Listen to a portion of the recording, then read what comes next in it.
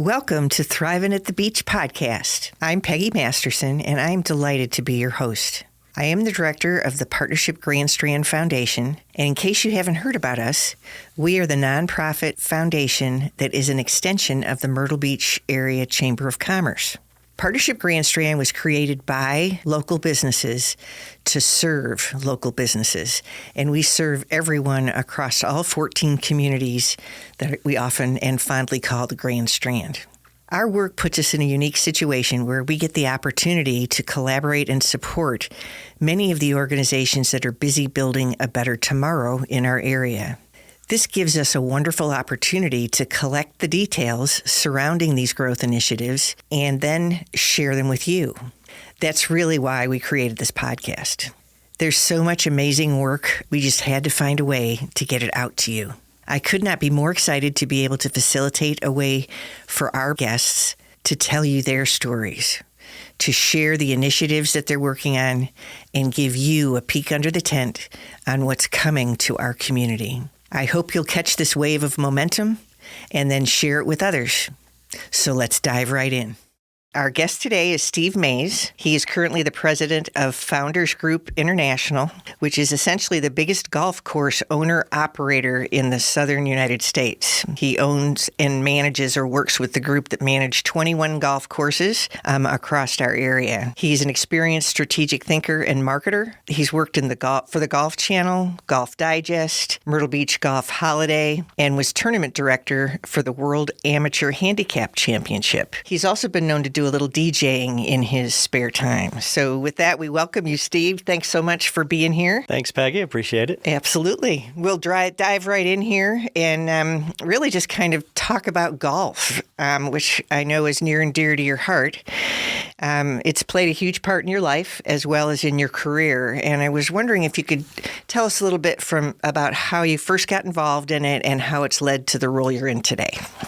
Well, I guess it probably starts how I ended up in Myrtle Beach, too. So I grew up in Northern Virginia, just outside of Washington, D.C., and my family vacationed in Myrtle Beach, both in the summer and then as I got older and as I got more involved in golf as a teenager, coming down on golf vacations, too. And I think the thing that really I always think about, because it shows the impact of what we do on a day-to-day basis from marketing our destination and bringing people to the areas that, when I was 9 and 10 and 10 years old, I would wait till the Myrtle Beach Golf Holiday vacation planner came, and it was a 100-page guide with all the golf courses and all the hotels, and I would just wait to flip that vacation planner open and see what new golf courses were open in Myrtle Beach. So that was always in my mind of, coming to Myrtle Beach and golf in Myrtle Beach and how exciting it was and how all the new product was coming out in Myrtle Beach. So that's how I kind of grew up and, envisioning, being in Myrtle Beach and the golf courses being in Myrtle Beach. And then I ended up coming to try to play golf at Coastal Carolina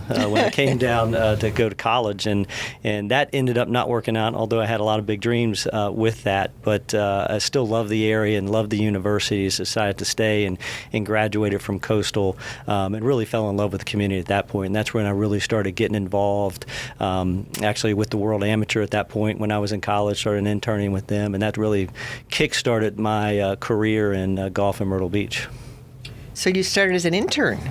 I did. I interned with the World Amateur at Golf Digest with Bill Golden, used to be the director of Myrtle Beach Golf Holiday and Golf Tourism Solutions, hired me at Golf Digest to come and intern for the World Amateur. So it was an exciting time and a lot of fun, and got to learn a lot. And I always, at probably my core, I'm an event planner and an event manager, and I learned that through the World Amateur, and such a big event, still a great event in our community. And I always think that, if you've been an event planner, an event organizer, you can handle just about anything, because you're managing all aspects of a tournament, from marketing to planning to lifting boxes and opening boxes. So really manage the entire process. Yeah, and I actually just recently learned how big a tournament that really is. I mean, people are coming from all over the globe to come into that tournament, aren't they? Certainly, and it really shows what Myrtle Beach is. We're the only area in the country that can host an event with 3,000 plus golfers of all different handicaps from all over the world. It really is just it's a perfect fit for our community, and I think we're getting close to 40 years now with that event. So it's always been a significant event in our area, and it's really one of those, kind of one of those marquee events that you could put a pin in and say that's one of the things that really helped Myrtle Beach grow as a golf destination, because it just showcased that, hey, this is the only place you can host an event like this. Wow, that's amazing. And that's open to the public as well? Folks can come and watch that? Yeah, we would call that. Yeah, I don't know if it's necessarily where people would come and watch, but the event is open for all amateur golfers. We would call it every man's or every person's U.S. Open. This is where they come and can play in their major championship. Okay. Yeah. Okay. Well, awesome. And I love the fact that you started your career that's led to being, president of the Founders Group International as an intern. Obviously we're doing a lot of work to kind of foster a robust internship program, and to see that that's kind of been the starting point for your career is amazing to hear as well. Yeah, it really showed me, it just really showed me everything with the golf industry. I got to meet a lot of great people that were running. Golf Holiday owned the event and still owns the events, Golf Tourism Solutions, and they own the event. So I got to meet the board of directors, the golf course owners in the area. So it really opened up the world of Myrtle Beach golf to me, and they were kind of my parents in the world of golf. Mm-hmm. I said, the Cecil Brandons and the George Hilliards and all of those people that really grew the game of golf in Myrtle Beach. I was able to see them work and see how they work together to promote our destination, and that's always made a big impact on me. So it's something I'm still heavily involved in, Golf Tourism Solutions, and which is the marketing organization for all of the golf courses in the market. And I learned that how important the cooperation is from those leaders when I first got involved. So obviously, golf is a kind of a broad industry in terms of multiple owners, multiple management groups, that kind of thing. Can you tell us a little bit about Founders Group International, kind of how it's structured? I know you have 21 golf courses, but how many of those are owners? How did it come to be? Those type of things. If you could just fill us in on Founders Group. Yeah, so Dan Loos, our single owner, and started purchasing golf courses in 2014, fall of 2014, and really accumulated 22 golf courses at the time in about a 6 or 7 month period. And so we're unique in that we are owned and operated. There's a lot of large management companies that don't necessarily own the golf courses but manage it throughout the country, but we're one of the largest owner and operators of golf courses. And what also makes us unique is that we have 21 golf courses and we're all in one market.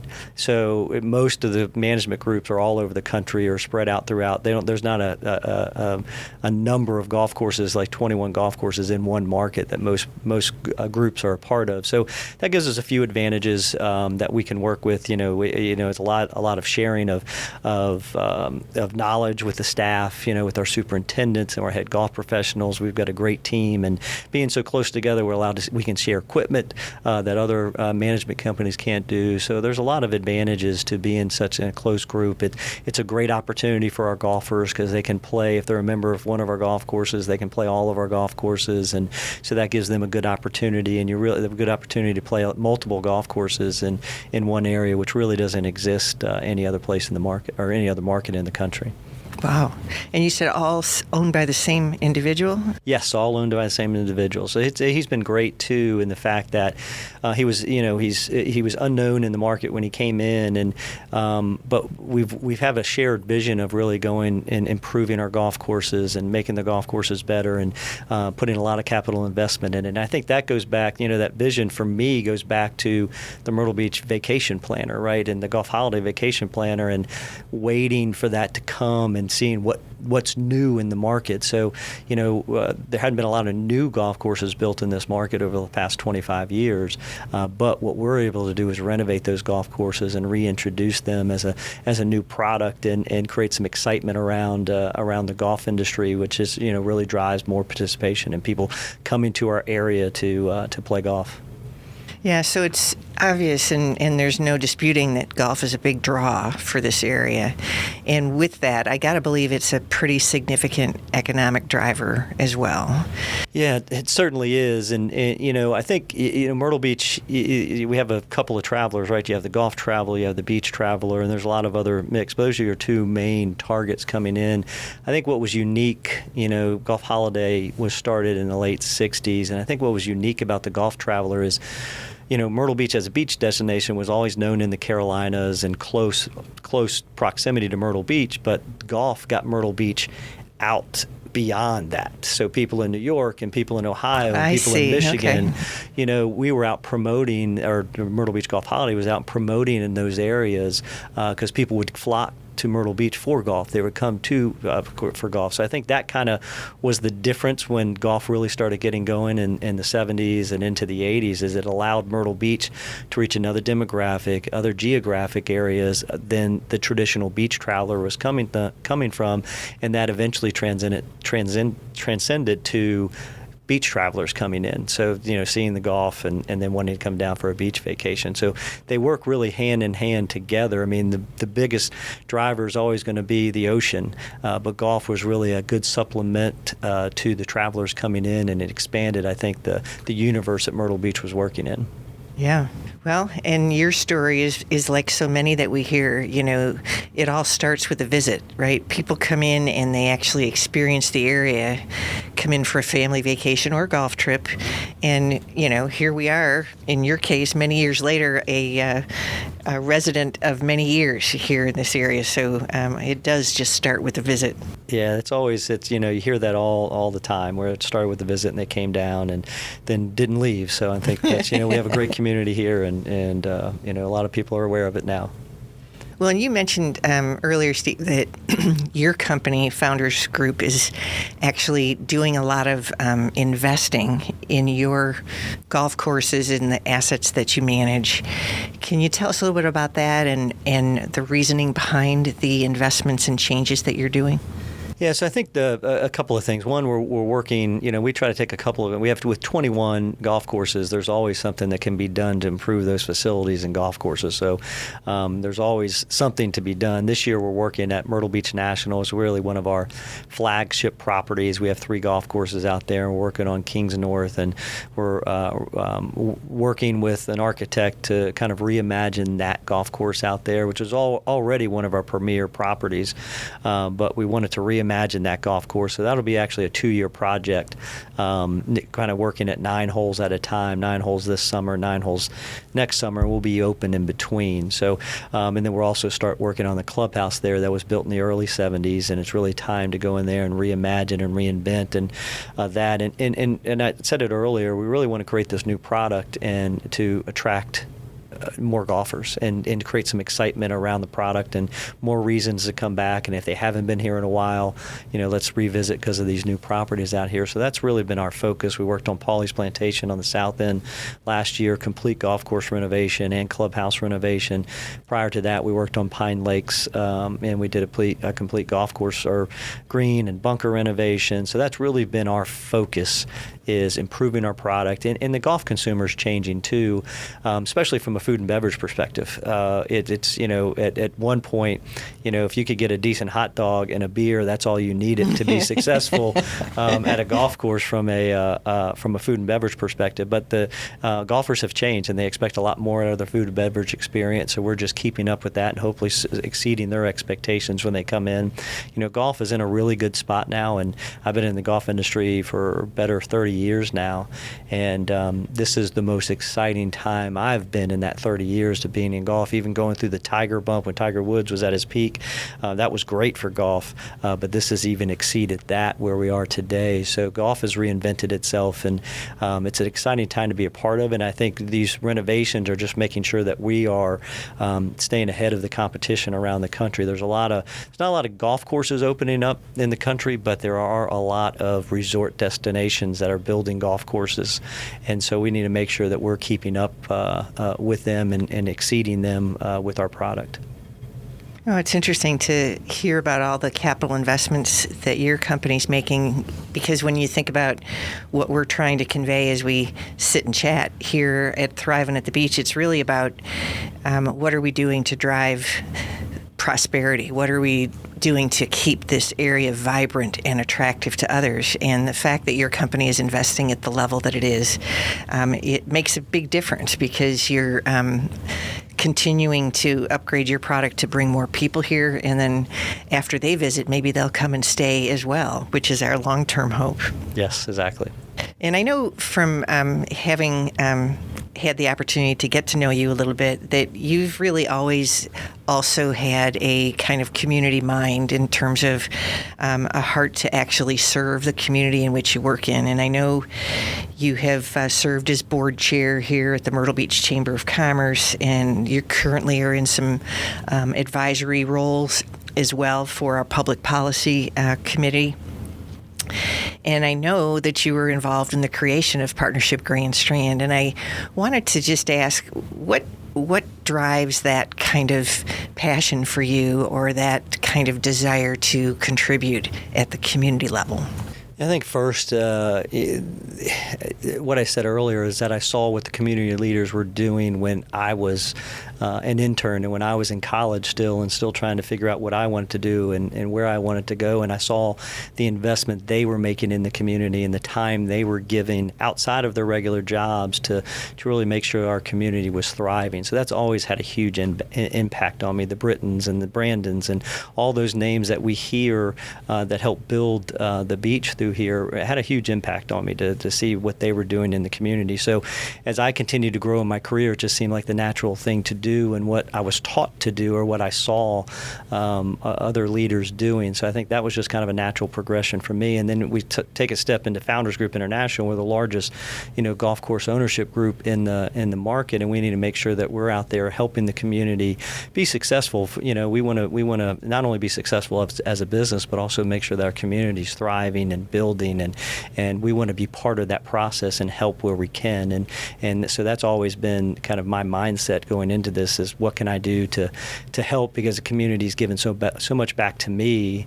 I want to make sure that I can at least give a small, give something back to the community to ensure that we continue to. So those other, the group that's interning, we talked earlier, the groups that's interning now and are learning about Myrtle Beach and they're going to build their careers in Myrtle Beach, we want to make sure they see us as, hey, this is how you do things. You give back to the community, make sure the community, put the community first, and we'll all be successful. If we're teaching everyone to do that, it's only going to be great for Myrtle Beach. So setting a good example is what I hear. Yes. Following the examples you saw and then setting one for the next generation. I think that's awesome. We need more folks that would be willing to do that and commit their time, because running an organization like Founders Group is a big job, and to still be able to peel out time to be able to participate in these advisory groups and to have a voice that can be heard and respected is important, and it makes all the difference as we build kind of the underpinning of what the future holds for this community. So I personally thank you for your service, and I thank you for Founders Group's investment in Partnership Grand Strand. I can't let the podcast go by without saying thank you for your investment. But as we wrap things up, with all this said and done, I was interested in hearing a bit about kind of your perspective on what the future holds for Myrtle Beach and these surrounding areas. I know you've been pretty heavily involved in a lot of the work that's underway, and I just really wanted to kind of hear your point of view. Yeah, well, I can't help to be excited. So first, I'll start with golf, right? We talked about earlier, golf is in such a good spot, and it was, a few years ago, golf was struggling. We were losing golf courses, and at one point there was way too much supply of golf courses for the demand that's out there, and that's flipped. Now we have the demand for the golf courses we have, and so I think there's from my perspective, we've got, really excited about golf and where the industry of golf is and where it is and where Myrtle Beach stands expands in that hierarchy across the country of destinations and people coming into. So really good position there. And I think as far as Myrtle Beach and our general area, I mean, it's such an exciting time. We have, groups like Partnership Grand Strand that I'm really excited to be a part of, and that are bringing business leaders together in a different forum to say, okay, we're investing more into our community, and we want to be a part of the process to improve the community. What can we do? We're asking, what can we do to help? The city and all of the groups that are putting these things together. The business communities come together in that way with partnership. Say, what can we do to help? So, what a great position to be in. And with downtown redevelopment going on and being part of that process, and seeing we're starting to see those pieces of the puzzle come together. Mm-hmm. We have Ride 4 that's getting ready to go to referendum in the fall in November to vote for, and with those two things, downtown redevelopment and Ride 4, I mean, those will both be transformational projects within our community. From Ride 4, creating infrastructure and roads, for the future, and obviously the downtown redevelopment and reimagining what downtown Myrtle Beach is fantastic, and has put us in a really good position to be successful moving forward. So I think it's a great time. It's a great time to be in our area, and excited to see all these new things come. And there seems to be alignment within the business community and with our municipalities of trying to go in one direction, and that's not always the case. So it's good to see kind of we're there at this point, and all working together to build a better community for all the residents and the travelers coming in. Yeah, it is an exciting time, and really the whole kind of purpose for this podcast is to kind of get the word out to folks so that they can feel hopeful, and they can really begin to expect to see some positive change. And I know you've been here for a long while, a fairly long while. What feels different to you today as it relates to kind of the Myrtle Beach momentum? Is there anything you can put your finger on that feels a little different and maybe more hopeful than in the past? I think there's again, we've had alignment in the past. We've had misalignment with business and with government, and I think we're getting into alignment again. And so when that happens, when you have a vision and you have people aligned to pull those visions together, that's something to be excited about. There's so much momentum in this community. There's so many people coming into this community right now and building their lives in this community right now. And there's going to be growing pains, and there are growing pains. And everything's not going to be perfect. But I think there's so many people moving in the community, and there's so many good initiatives going on. That's what feels different. It feels like we're getting there. It feels like we're getting there, and we're not just spinning our wheels. I feel like we're making some forward progress. Yeah, and one thing I've learned is these plans take a long time. It takes a while to develop, and I think to your point about kind of how things have kind of evolved, and it's a great time for golf. There's been plans in place that certainly myself and others can't take any credit for, but we're now starting to see them take shape and to actually be visible to the individual that resides here or that comes to visit. So I certainly thank you, Steve, for your time today and for sharing the information about your role in the golf industry. We thank you for continuing to keep that alive and well and thriving here in the area, because golf's a big deal in this marketplace. And the Myrtle Beach Classic obviously demonstrated that to us, but it's that day in and day out, year-round kind of golf opportunity that is kind of the foundation of a big piece of the foundation of our economy. So thank you for your leadership there, as well as for all of the other things that you do to keep this community moving forward. Well, I appreciate that, Peggy. And I appreciate all the things that you're doing as well with Partnership Grand Strand and pulling that together. I know it's not easy to take an organization from ground up, and it has good tough things and good things about starting a new organization, but you've been a great leader with the group, and excited to see where we go. And you mentioned the Myrtle Beach Classic, and that's probably that's one thing, that's a point that I did miss, is that's something we wouldn't have been able to do in our community 20 years ago, that pull off a PGA Tour event. So to see that come and see how successful it was, and is great, and something that shows where our community is now, where it was 15 or 20 years. Yeah, and definitely something to be so proud of, and it gives us an opportunity. If folks are coming in because of the tournament, it's very likely that they're golf lovers and they're going to play one of your 21 courses as well. So all things kind of work together in the same positive way. So again, thank you so much for your time today and for being a guest on our little podcast. And we look forward to having you back again sometime soon. Great. I look forward to it. Thanks, Peggy. It was so great having Steve Mays with us today. And it's pretty impressive to learn that one management organization, Founders Group International, manages 21 golf courses in our local area. Not many, if any, other areas across the U.S. can say that. It's something for us to be proud of. We also learned that Founders Group is continually investing in their courses as well as the entire golf experience. Golf is a big deal in Myrtle Beach. That's no secret. It's both big recreationally and from an economic development perspective. Because of the ongoing work that Steve and his company are continually doing, we'll always be ready to deliver a first-class golf experience in Myrtle Beach. Well, that wraps up our show for this week. I hope you've enjoyed the info that we've shared today.